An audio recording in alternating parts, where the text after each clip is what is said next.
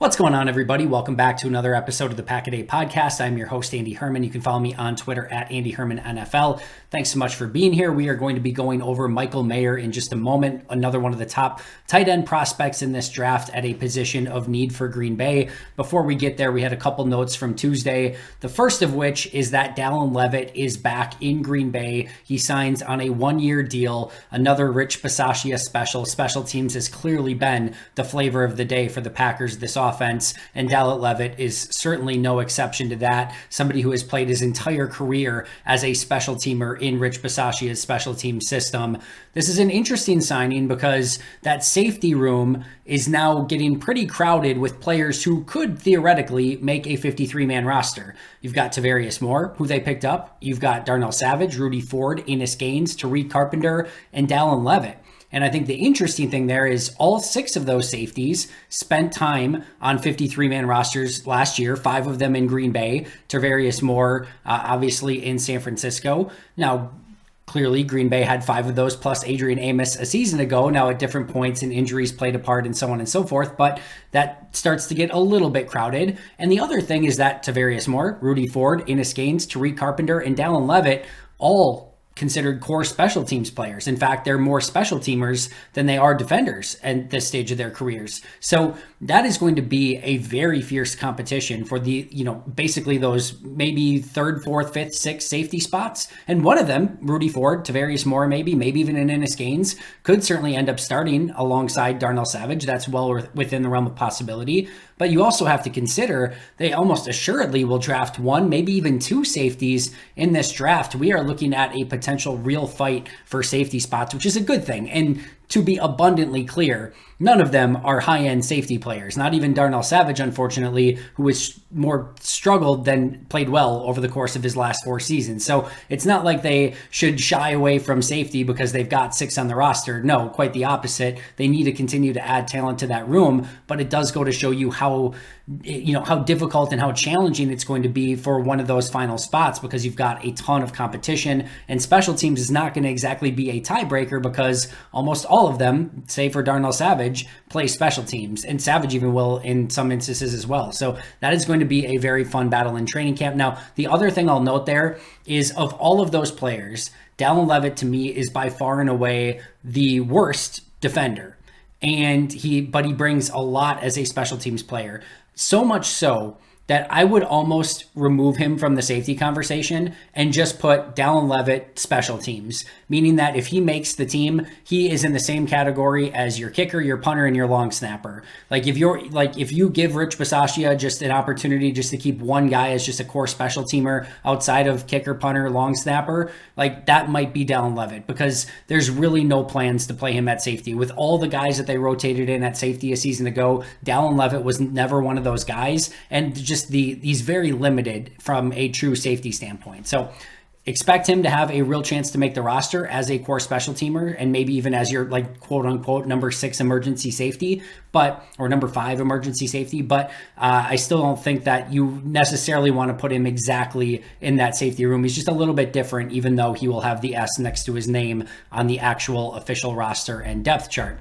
Meanwhile, the other note is that former long snapper, Rob Davis, was added back to the Packers, I guess, coaching staff / front office / I don't know exactly, probably not coaching staff, but, probably somewhere in their administration purview. He is now the director of organizational development and diversity, equity, and inclusion. So you love to see that. You love to see that Green Bay continues to push those initiatives, and I cannot think of a better person to do so than Rob Davis, who, of course, had an administrative role with the Packers in the past, was recently with the Dallas Cowboys. So love that for Green Bay and think he has a lot to bring to the table in that specific role. So those are the two key news and notes from Tuesday.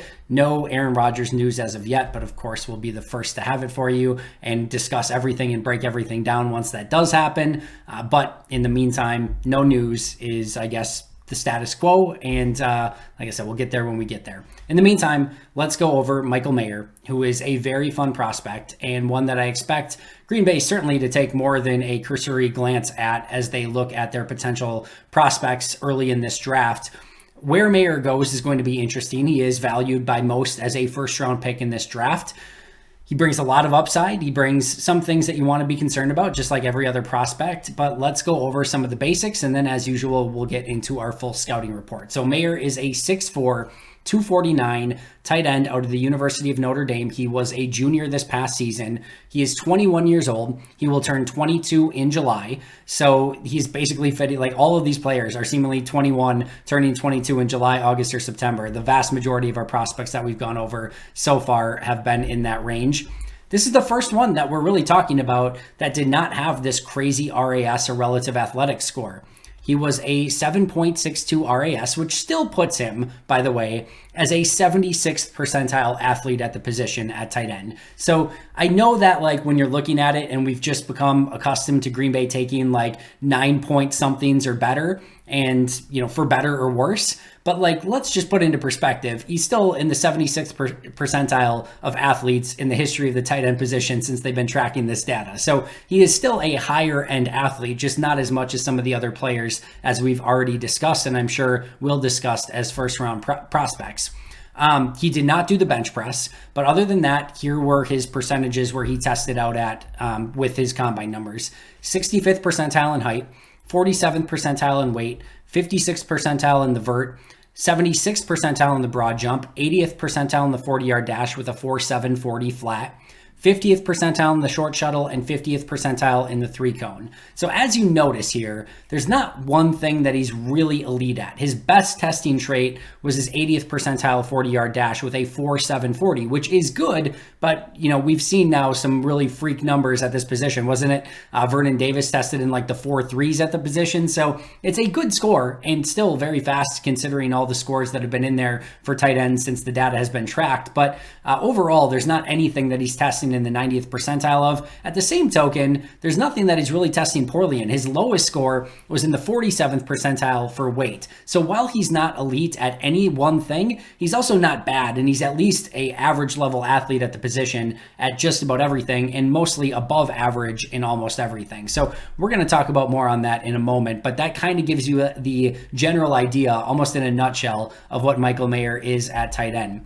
As far as statistically, I think one of the things that you really have to like about Mayer is that he has 3 years of production at Notre Dame, a school that has had some legitimate success at the tight end position in the NFL in the past. They usually know how to scout and develop these players. In 2020, he had 42 catches, 450 yards, and 2 touchdowns as a true freshman. In 2021, 71 catches, 840 yards, and 7 touchdowns. And then in 2022, 67 catches, 809 yards, and 9 touchdowns. So statistically, we are seeing consistency over his 3 years. We did see a jump from freshman to sophomore, and then more consistent from sophomore to junior, but we saw consistent production from him, and we saw touchdowns go from 2 to 7 to 9, yards as a freshman go from 450 to over 800 the past couple seasons, 42 catches as a freshman to 71 and 67 respectively over the past 2 seasons. So we have seen some growth there.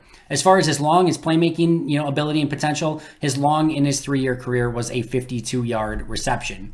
Now, we may have seen consistency from a statistical standpoint, but as far as PFF's grades go, we saw legitimate growth year after year, which is also very important. You want to see players who continue to get better. And your hope is that they will continue that trend as they make their way to the NFL. It usually shows that they are working on their craft, they are developing their skills, they are getting bigger, faster, stronger. And those are things that you're hoping are going to carry over and continue as they make their way as their rookie year, sophomore year, etc. in the NFL.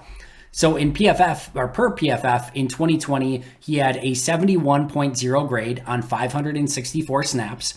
In 2021, it went from 71 to 80.6 on 776 snaps. And then this past year, in 2022, he received a 92.5 grade on 748 snaps. So from 71 to 80.6 to 92.5. So consistency on statistics, but his overall grade continued to go up over all 3 seasons at Notre Dame. And noteworthy here is he played 2,088 career snaps at Notre Dame, which is really, really nice. A little bit more wear and tear on the body, but nothing that you're overly concerned about. about. That's not a ton even for a college level prospect. And you love to see that he actually, again, not only got better, but he was able to play for all 3 seasons, come in and immediately contribute, which, by the way, is what NFL teams are going to be expecting out of him in his first year in the NFL, is that he's going to be able to come in and contribute right away, just like he did as a freshman in college. In 2022, PFF gave him a 91.6 passer receiving grade, which is huge for a tight end. In 2022, they gave him an 82.1 run blocking grade, which is really, really good. And his pass blocking grade was a little bit down in 2022, but he showed in 2020 and in 2021 that he could still get the job done in that category as well, with 73.7 and 71.1 grades, respectively, in those 2 seasons as a pass protector. So he showed a little bit of everything throughout his college career. All right, so enough about the stats, enough about the grades. Let's go and dig deeper into the actual scouting report for Michael Mayer. As far as positives go, this might sound as a negative to start, but he's not as fast as your Luke Musgrave. He's not as big as Musgrave. He's not as big, or I should say tall as Musgrave, or as big as Darnell Washington. He's not as good of a blocker as Washington. He's not as good of a separator as Dalton Kincaid. Like every other tight end is going to have a better thing that they do than Michael Mayer. That being said, he is good at just about everything. He is the most well-rounded tight end prospect of this group. And as mentioned, somebody that I think if you told me one of these players is really able to come in and make a legitimate impact from day one, not sure that I would bet against Michael Mayer as that distinction, because he has shown it throughout his college career. He has a lot of things going for him, and he can do a little bit of everything. So most well-rounded tight end in the group. That might not sound like the sexiest thing. You might want the fastest. Might want the biggest, the best blocker. You might want the best at something. I get that. We talk all the time about some of the best players in the NFL are the ones that have a legitimate like superpower, right? Like something that they just do so inherently well. They're like, man, he's the best at doing that thing. And again, I don't think that Mayer has that, but being good at just about everything is a skill in and of itself. And that's what Mayer is really going to bring to the table. He may not end up being elite at any one thing, but I don't necessarily think he's going to be bad at any one thing either. And again, that is extremely valuable, especially at a inline tight end position. And that's the next thing here, is that he is an inline tight end. He's not only an inline tight end, we talked about this a little bit with Darnell Washington, is that these players are just tougher to find. You can usually find your bigger wide receiver types, your Mike Gesicki's and Evan Ingrams and some of those, David Njoku's, etc. That can be your receiving tight ends, but it's harder to find your overall inline tight ends. And it's even harder, and we discussed this with Darnell Washington as well, to find one that can play inline and have legitimate receiving chops, and Michael Mayer has that. He can play in line and he can give you immediate receiving chops and actually be able to help you as a receiver at that position. So those are really tough players to find. And again, it's matchup stuff. As you look at this as a defensive coordinator, you have to consider Mayer as both a extra blocker as well as an extra receiver. And that's the goal of a real true tight end, is you want that mismatch piece. You want defenses to be a little bit confused. Because if you want just receiving, like, all right, well, we'll just put 3 or 4 wide receivers out there. And if you want just blocking, all right, we can throw a lot of blocking tight ends or maybe a couple extra offensive linemen out there. That's fine. But what you're trying to do with a tight end is deceive the offense or the defense and the defensive coordinator. You're trying to say like, hey, that guy right there, you don't know if we're using him as a legitimate blocker. You don't know if we're using him as a legitimate receiver. And if they can do both, it brings a ton of value to the team. And Mayer can do both, which is huge. He has fantastic hands. He did have 12 drops in 3 seasons, which is a little bit surprising. But as I watched him, I thought he had some of the softest hands. We're not talking moisturizer here. We're talking like just legitimately ball is dropping nicely into his hands. And, he is making fantastic catches. He's making contested catches. He's plucking the ball out of the air. I thought that he had some of the best hands at the tight end position, not only in this class, but I would have put it up there with some of the other tight ends that I've scouted over the last, decade or so, whatever it's been. So Again, he has had some drops show up here and there, but overall, as I watch him, I think his hands are fantastic, and I think those drops are going to continue to go down and get eliminated as he becomes a better, more well-rounded, even more well-rounded tight end in the NFL. And the other thing I mentioned here too, and this a little bit later, but I do think that it's very possible that with NFL caliber quarterbacks, he's going to be a much better player. He didn't have great quarterbacks at Notre Dame, and I think that affected some of his upside a little bit. Now, some of that gets diminished by the fact that you're now going up against NFL safeties and linebackers and those type of players as well. But I do think just having a little bit more accuracy, a little bit more touch, those sort of things is going to go a long way for Mayer as well. I do see, and I don't say this lightly, but also don't take it too far, I do see some Travis Kelce to his game. I do see a little wiggle in it. It's the subtleties with Mayer. If you watch him on tape, if you just go out and watch like a highlight video, there's some things that you might not pick up on, but there's just some little subtleties, some little things in his movement, some little things on how he gets away from a defender, some little ways that he separates in the red zone. There's some little things there that I really like about his game.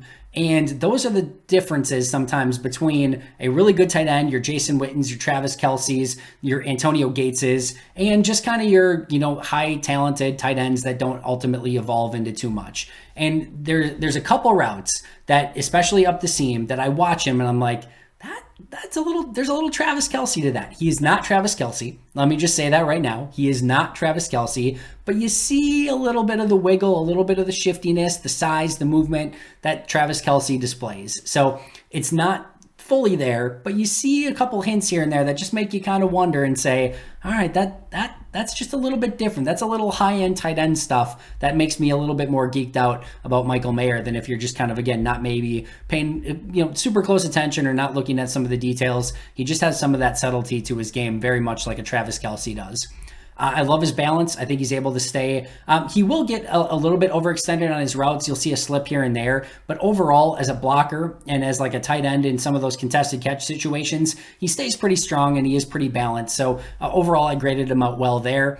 I think he probably has the highest floor of this tight end group. He has a knack for finding holes in zones, and that can be extremely important as more and more teams go to heavy zone coverage. He finds this, unique way to just sort of settle down and find sneaky ways to get open in zone defense, which I absolutely love. And overall, like I said, he's just a very well-rounded tight end, and there's very few things to poke negatives in, but we're going to do that anyway. So let's get into some of the negatives. I will say, I have the fewest negatives of any prospect that I've gone over so far in any of these draft breakdowns. I have really 4 things that I think are worth noting here. A is that while he is in the 75th percentile of athletes at tight end since, Kent Lee Platte's been tracking the numbers and since the combine took over and we have all the information, I don't think you see an elite athlete either A on the testing. You're not talking about this 80th, 90th, 100th percentile athlete, these crazy high-end athletes. We don't see that. And I think that translates over to the tape.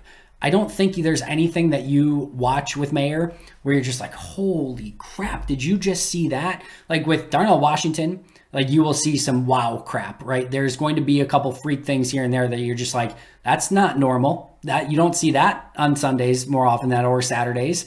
Like with Musgrave, you're going to see somebody that is able to fly up the seam and do some special things even after the catch with that speed. Like there's other, with all these tight ends, you're going to say something.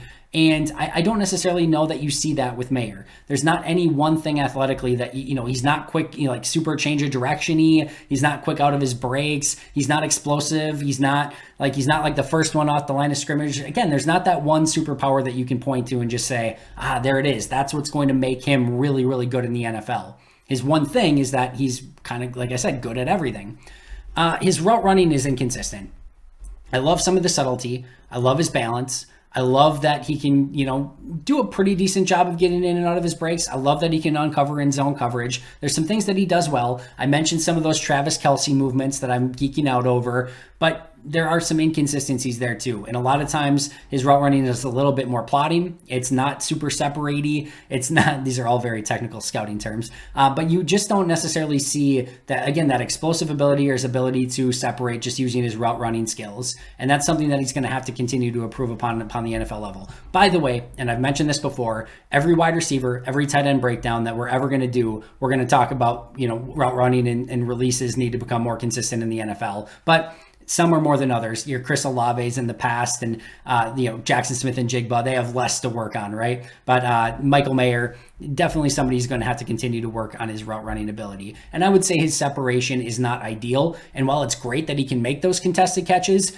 in the NFL, you don't want to get in the habit of having contested catch situations. You want to find guys that can separate, get open, and give your quarterback easy throws. And this is going to be somebody who can uncover in zone, but in man-to-man coverage situations, he's going to have to work on that route running because he doesn't have that explosive trait to separate. I do love his, like I said, some of those subtleties and some of those little things that he does to get open, but he's going to have to continue to work on that so he can give his quarterback an easier target, especially in the red zone. And the other thing I'll say here is I think his high-end play is really, really fun, but you go and you watch a few games on all 22 and you're like kind of going through it and you're kind of going through and you're like, man, it's been, 10, 15 plays and like there's 20 plays and Michael Mayer hasn't done anything. And you just kind of lose track of him at times. And sometimes that's an okay thing, depending on your position. But on at tight end, at more of like a playmaking position, like you want to see him do something that you're like, oh yeah, I'll mark that down. He separated really well here. He had a really nice block. And a lot of times just kind of like, there's not really anything there. Like he didn't really do anything to help. He didn't really get beat. He's just kind of there.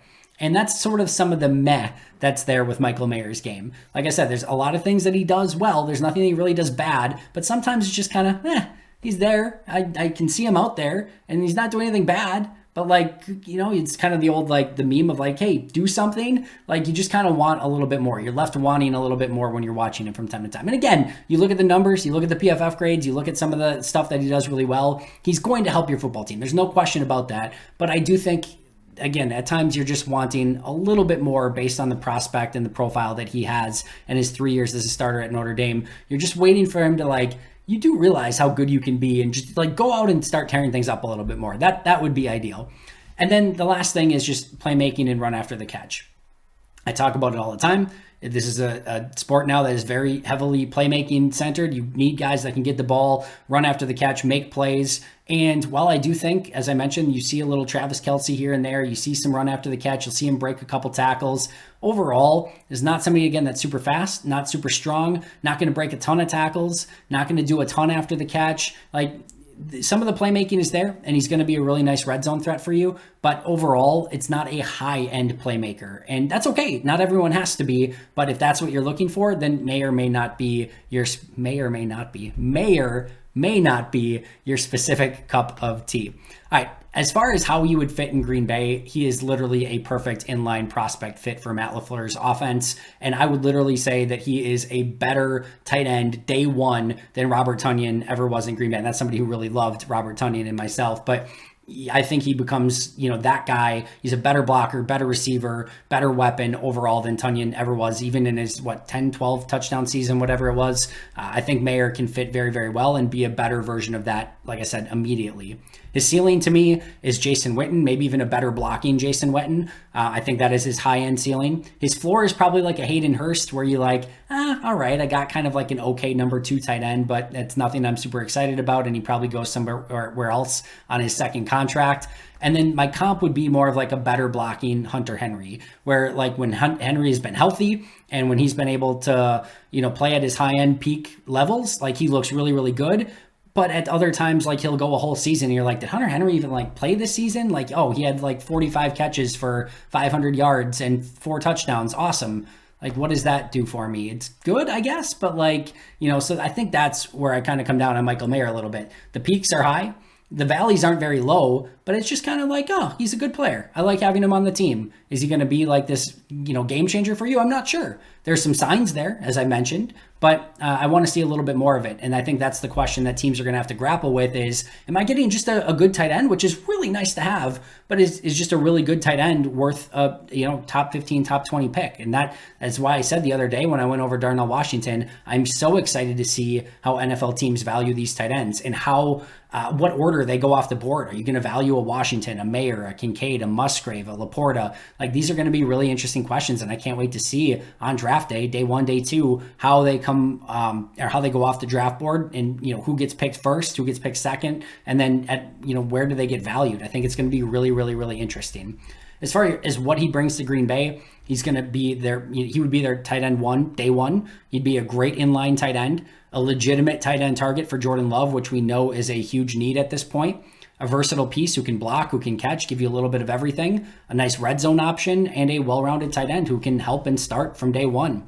Is the value there at 15? I would say no. I think that's a little bit steep. I know some people will mock him there. I know some people are maybe hoping for that. To me, again, that's just a little bit steep for a top 15 pick. They move down in round 1 or they move up in round 2. Again, I've said this for almost every tight end. I'll probably say it again tomorrow when we go over a couple more. That's might be the sweet spot. But I do think Green Bay is a little bit in almost like tight end no man's land, where 15 is probably too rich for any of these guys. But like by the time they pick again at 45, 46, 45, whatever it is, by the time they pick again at that spot, like literally all the next 5 tight ends might be gone. So like it's going to be very interesting to see how Green Bay sort of navigates that entire situation. I think your hope is that like one of them's just there at 45, whatever it is, and then, they can just get one there, but they could have a higher player on their board at that point too. So these are going to be all things that are really, really interesting in this draft.